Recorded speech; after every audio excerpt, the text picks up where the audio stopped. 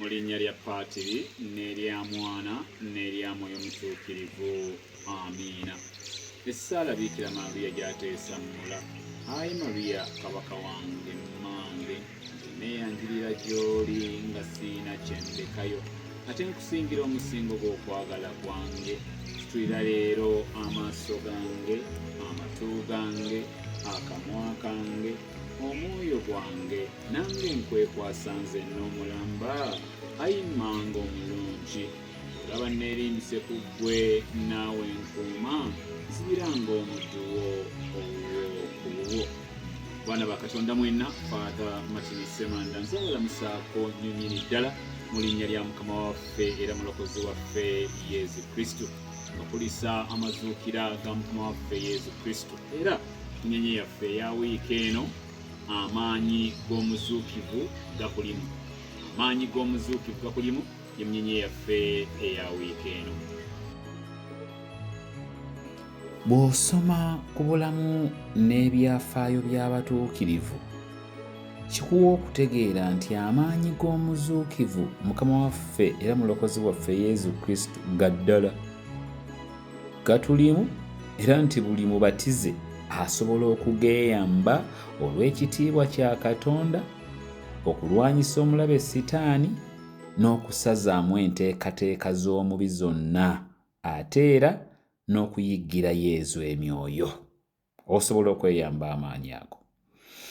Obutagenda wala, nsaba gwe munnange atambula nange weeweeyo ekkatala wiiki eno, osome ebyafaayo by'omutuukirivu owuwo.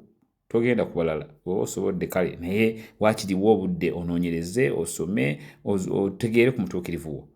Kijja kumala okutegeera ensonga eno gye njogerako, mukwano gwange. Nze bwe nkusunirako katono ku wange, ku mutuukirivu gwe banzibulamu, Martin Ow'Etours, kiyinza okuyamba okwongera okutegeera ensonga eno. Martin Ow'Etours omutuukirivu y'omu ku batuukirivu abangi ennyo abaategeera amaanyi g'okuzuukira kwa Kristo era ne bageeyamba bulungi ddala. Lumu Martin Ow'Etours alina we yali akolera, baali bateekateeka abalonde abanaatera okubatizibwa, abalonde nga babateekateeka, babayigiriza katekisimu bateekebweteekebwe okubatizibwa. Laba munnaabwe omu bw'afa ku abo baali bateekebwateekebwa. Martin ono yayingira mu ssaala ey'ebuziba n'asabira omufu eyali afudde. Laba Mukama bw'amuddiza obulamu era n'amubatiza. Abaaliwo kyabayitirirako, era abakaafiiri bangi ne badda eri Omukama ne bakyuka. Lumu abaali ku mukolo, abategesi ne balaba ng'emmere gye baategese tegenda kumala bantu, bambi ne batya. Martin Ow'Etours bwe yakitegeerako, yayimuka n'agolola emikono gye eri eggulu n'asoma essaala. Abagabuzi baagabula emmere, kyewuunyisa abantu nti buli omu yalya n'akkuta n'okwetikka ne beetikka. Nga Yesu bwe yakikola mu kitabo ekitukuvu, omusajja ono yakikola. Ekyali wali ng'embeera yeetuuseewo kwali kuwuniikirira buwuniikirize. Lumu Martin yakola ebintu buli muntu ng'atuuka amutunuulira bw'ati nga n'okumutegeera tamutegeera. Omusajja ono yalina obuyinza ku myoyo emigwagwa era nga gimulengerera wala ne gissaawo kakokola tondeka nnyuma. Tegyamulindanga na kumala kutuuka we waali, tegyalindanga ye kumala kutuuka we giri. Kasa gyamulengera nti yajja nga gissaawo kakokola tondeka nnyuma. Omusajja ono yalina obuyinza, yalina amaanyi, yeeyamba amaanyi g'omuzuukivu n'ayokyanga amasabo nga ne gigali tatuuseeyo. Kasa yamanya nga tiriri wali, ye ng'adda mu ssaala ze wano. Maanyi g'essaakalamentu, maanyi ga Yesu omuzuukivu, n'ayokyanga amasabo mwe baasamiriranga emisambwa ne baalubaale. Nga ne weegali tetuuseewo. Era lumu abasamize bakyabayitirirako ne beekolamu omulimu bamusaanyeewo. Naye kyabakola obubi nti olukwe yalumanya ne lugwa butaka. Kale ebintu bwe bityo. Olwo nno soogedde ku luli Yesu lwe yamulabikira ng'amusiima olw'ekikolwa kyeyali akoze ekyokusala ku lugoye lwe n'ayambaza bambi omunaku yasisinkana mu butiti mu muzira. Yasala mu lugoye lwe n'ayambaza bambi gwe yasanga nga empewo muzira gwagala kumutta bambi n'amuwa olugoye. Yezu alyoka ayogera ebigambo amulabikire bambi, yamulabikira Yezu n'ayogera ebigambo bino nti Martin, though a catechumen has clothed me. So ekyamazima bwe tutuula ne ntandika okutotola ku bulamu n'ebyafaayo omutuukirivu wange Martino Wetuwazi n'ebyo byonna Omukama bye yamukozesa mu bulamu bwe obw'oku nsi kuno era n'ebigenda mu maaso n'ebyagenda mu maaso by the way ng'amaze n'okufa, kubanga up to now Mukama akyamukozesa, tuyinza okusiibawo ne tusulawo nga nkyakutotola. Mukama yakozesa era yakolera yakolera mu mutuukirivu ono Martino Wetuwazi, era Martino Wetuwazi yeeyamba bulungi nnyo amaanyi g'omuzuukivu.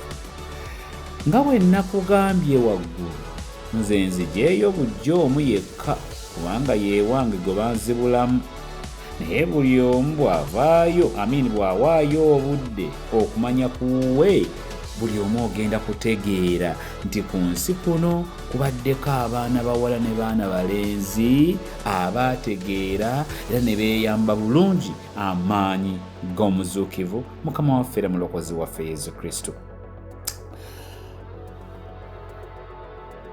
Mulamazi munnange ow'essuubi, mu ggwe mulimu amaanyi ag'enjawulo ge nsaba otegeere era omatire era weeyambe, nga si maanyi ga bigodo bya mbizzi wadde walagi, wabula amaanyi g'omuzuukivu Yesu Kristo. Sooka oleke oggulumiza n'okuwa amaanyi okusoomoozebwa kw'oyitamu mu bulamu bwo obwa bulijjo. Yes, kyekiri okusomozebwa weekuli era kwa oluusi bituyitirirako yes. Bino bisinnafuna mulimo, kituufu, sinnafuna mubeezi, sinnafuna mikwano mituufu, noonya visa sinnagifuna, noonya mwana sinnamufuna, byonna weebiri yes. Naye nga tukyali mu nnaku 8 zino ezisinga obukulu mu nnaku zonna mu mwaka eziyitibwa Easter Octave. Ze ennaku 8 ezatandise ku Sunday, ku Monday, ennaku zino nga tukyazirimu. Mukwano gwange bambi nkusaba kyusa endaba y'ebintu. Embeera n'okusoomoozebwa kuno weebiri ebikusomooza bingi naye mu maanyi g'omuzuukivu gwe nange bye ge twayambala ku Paasika tuli b'amaanyi nnyo, tuli bawanguzi. I am strong in the Lord and I can do all things through Christ who strengthens me. Though I'm surrounded by trouble, I will not fear. Though I'm attacked on every side, I will not be afraid. Ekyo kye njagala oyatule ate ng'okikkiriza mu maanyi ag'omuzuukivu. Kristo omuzuukivu ge maanyi gange. Saba mukwano gwange owulirize bulungi. If you want to tap into this power, you have to think power thoughts. If you want to tap into this power, you have to think power thoughts. Gano amaanyi gaddala eri abo abageeyuna era n'abageeyamba bulungi. Ngambye amaanyi g'omuzuukivu gaddala eri abo abageeyuna era ne bageeyamba bulungi.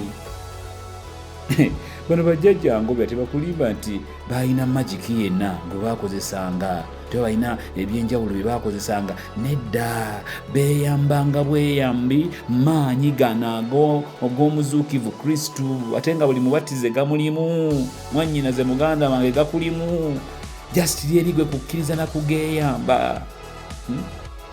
Oyinza okuba mukwano gwange bambi ng'oyita mu mbeera ey'akabi n'ewaka ng'olaba ebintu bikalubye. Mugambe mu kukkiriza era mbuvumu nti kitange gwe waŋŋamba mu Zabbuli eya 37:5 nti neeteekenga mu mikono gyo, nkwesiga ononnyambanga. Nneeteekenga mu mikono gyo, nkwesiga ononnyambanga. n'ogenda mu maaso kitange n'ogamba mu Nnyiriri 19 nti mu biseera ebyakabi abakwesiga tebalirumwa. Mukama nzuuno mu maaso go nkwesiga bambi tonjabulira nnyamba. Tonjabuliranga Mukama, tonjabuliranga bwe mba nkunoonya. Tonjabuliranga Mukama, tonjabuliranga nze bwe mba nkunoonya. Kimugambe munnange, Yesu wange omwagalwa, ebyenfuna byange nga biri magombe. Ebyenfuna byange nga biri magombe byesibye, amabanja gantuuse mu bulago. Bambi baako wontemere ekkubo kubanga osobola. Era omujjukize nti gwe waŋŋamba mu mateeka ag'okubiri 28 nti byonna bye nnaakolanga onoobiwanga omukisa, era onoogaziyanga ensalo zange. N'empolanga bangi naye nze nga seewola. Onoogaziyanga ensalo zange n'empolanga bangi naye nga nze seewola. Lw'amaanyi g'okuzuukirako Taata, bambi nviiraayo olutambi lukyuke. Ogende mu maaso omugambe nti Mukama, ndi mu ntaana y'obulwadde, nsaba onziggyeyo munnange. Nga ggwe bwe wavudde emagombe nange nzigyayo. Jjukira ggwe wayogera mu Yeremiya 3 nti ndibongeramu mmwe obulamu ne mbawonya n'endwadde. Yesu Taata, bambi mponya. Nkooye ebidagala Taata, mponya. Osobola omugenda mu maaso n'omugamba nti Kitange, abantiisatiisa okukomya obulamu bwange nga bangi, naye mu linnya lyo teryagenda kuntuusaako bulabe.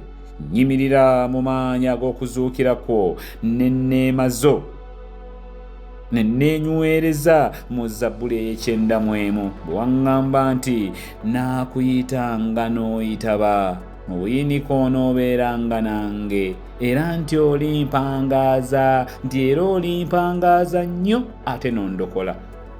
Taata, abaana bange nga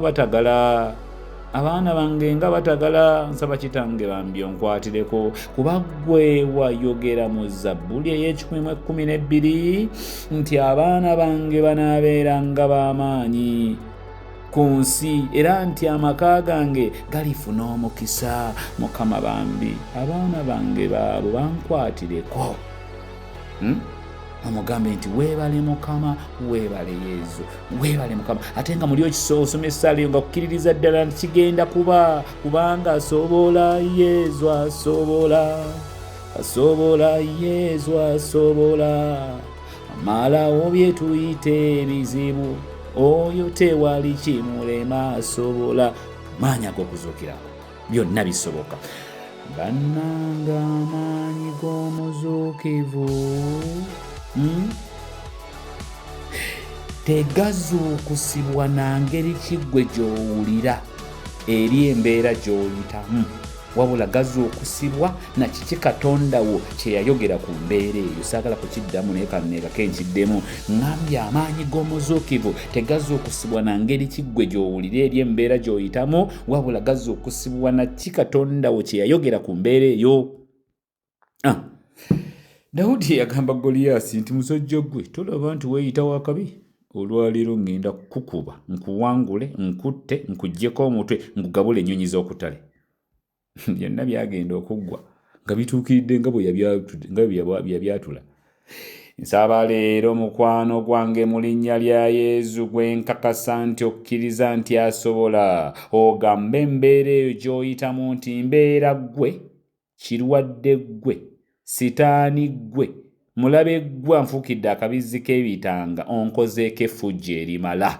Okoze ku baana bange effujjo erimala, okoze ku maka gange effujjo erimala, mu maanyi era mu linnya lya Mukama wange Yesu Kristo omuzuukivu, era ne mu maanyi ago agamugye mu ntaana era agandimu. Leero lwe lunaku lw'olusemba mu bulamu bwange okunkolako effujjo. Leave me, leave us alone, now and forever. Keeping in mind that great things happen when God mixes with man. Mukama abeere nammwe. Katonda omuyiza wa buli kantu, Patrick ne Mwana ne Mwoyo Mutuukirivu abawe nnyo omukisa.